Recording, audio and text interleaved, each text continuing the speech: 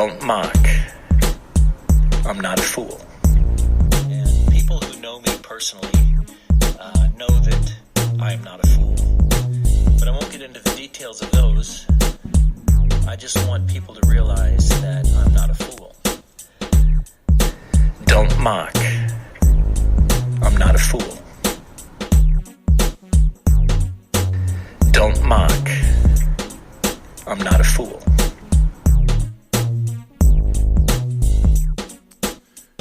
Hey there, and welcome to episode 71 of the Dumb Leaders Podcast. I'm Tony Curl, and like you, I've been saddened, I've been amazed, I've been appalled at some of the things that we're seeing in America right at this moment in time. And while I don't live in the States, I have large groups of friends and acquaintances that live there. I've got clients there, and above all else, I love visiting there. But fundamentally, I get amazed at America because they just don't have the conversations that need to be had. They just don't do it. They just don't have the conversations that need to be had. And it sits firmly in my mind, you know, the Las Vegas mass shooting that we had, where the gunman was at the Mandalay Bay and he shot across the road into thousands of concert goers. And as what usually happens with an incident like that, you've got one side of politics that start talking about the need for gun control. And then you've got the other side of politics that say it's too soon. You can't politicize this mass shooting. You've got to have homage to the victims. It's too soon. And then you've got another group of folks that are saying you can't touch our Second Amendment rights. And then the status quo remains. The conversation is never had. The conversation is never had in a meaningful way. It's binary. We've got this side and we've got that side, and never the twain shall meet. And it seems to be the same way with race relations. These conversations don't seem to happen. Just don't. And then we've got to see something that's appalling, which is what happened to George Floyd. That was just simply appalling. That's just murder. And, I mean, I've got my own thoughts around so much of what happened with that. But the reality is an incident like that just sparks everything back up again because the conversations aren't happening. Now, Twitter is an interesting place. As you know, I'm a big fan of Twitter. I like checking human behavior as it applies to the world of Twitter. And just one of the most interesting things I saw as the initial riots took hold, and the accompanying condemnation of them, was the comparison around how the message gets heard.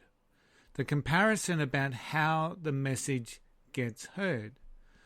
So while many were obviously talking about the disgrace of the riots, but as many also pointed out, someone took a knee in terms of racial equality.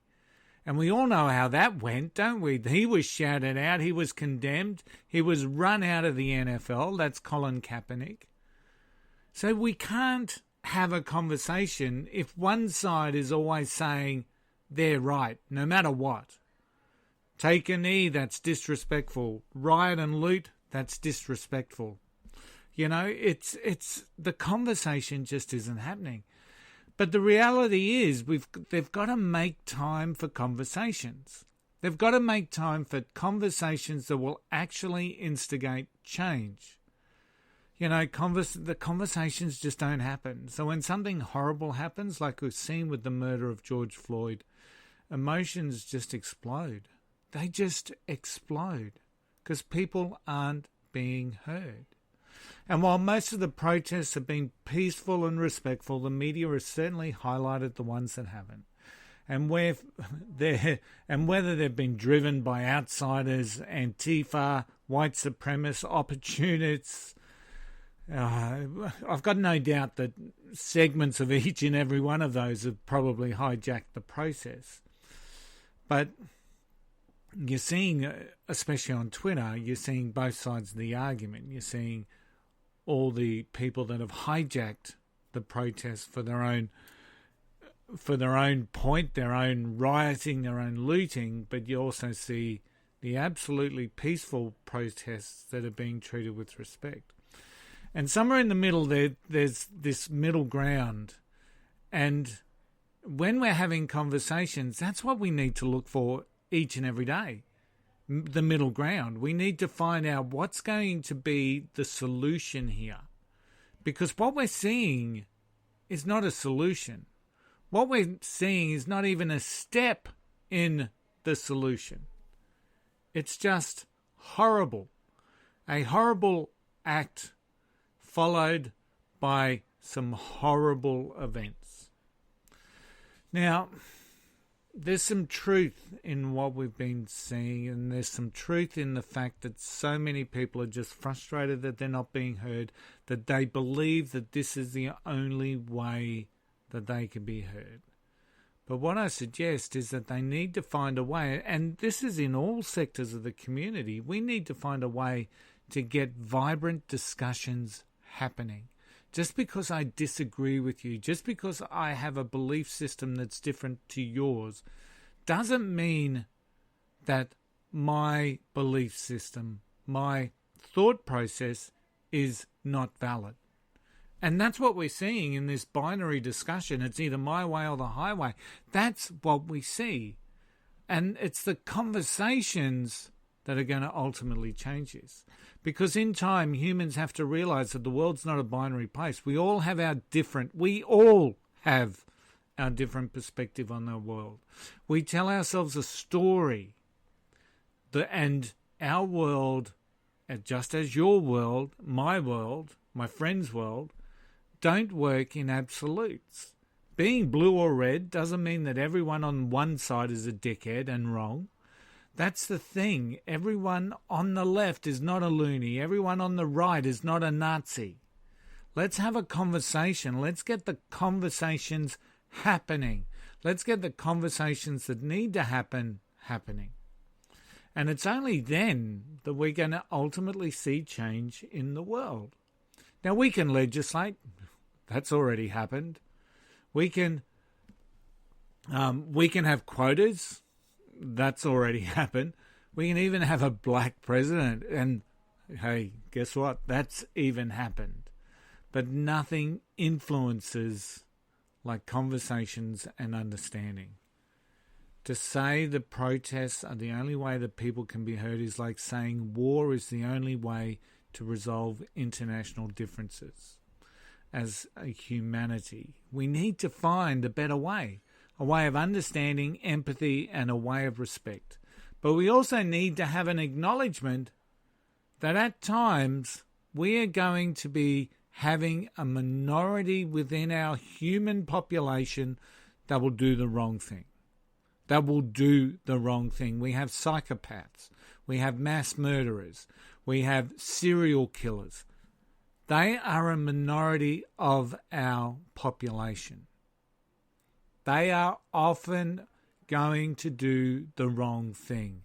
But that doesn't mean that because that person was Hispanic, Asian, Australian, New Zealand, American, African descent, doesn't mean that all those people are then labelled in that format.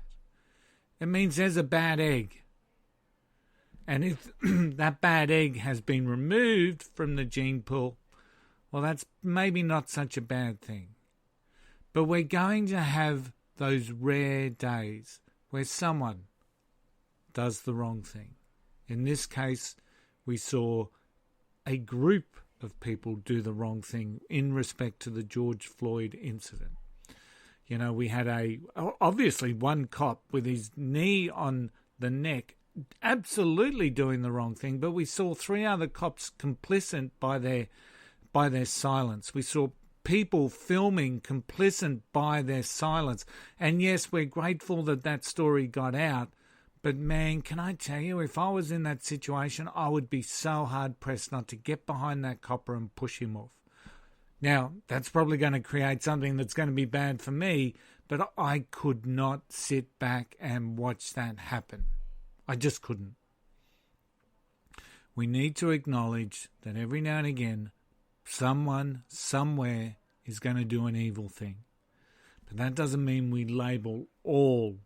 We don't label all of that, whoever that person is, whatever race they identify with, whichever sex they identify with. It doesn't mean that all of them are evil. It means this person was. We've got to hope, and we've got to be better than this. We've got to be able to have conversations. We've got to be able to have understanding. We've got to have empathy, and that's the way that we need to influence. Now, I'm not even going to start on responses because we had protests here in Australia over the weekend, 30,000 people gathering in my home city of Brisbane for the concept around Black Lives Matter. Now, worthy cause, I'm not going to sit here and denounce the cause, but timing was absolutely shitful. We're coming out of COVID. We're coming out of COVID strongly.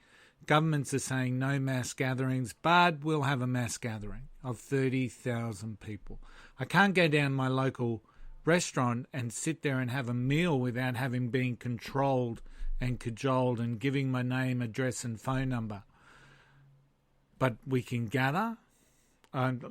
Let's not even understand what's happening here with COVID.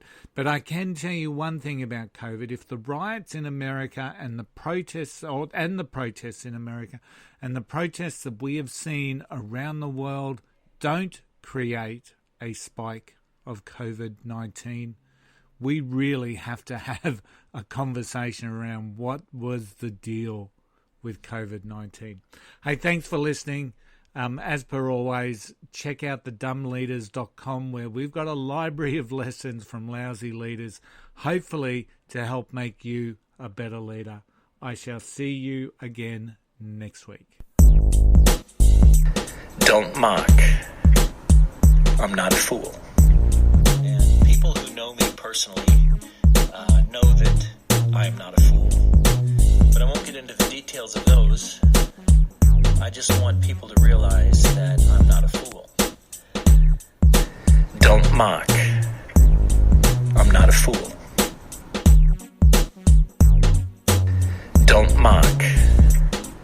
I'm not a fool.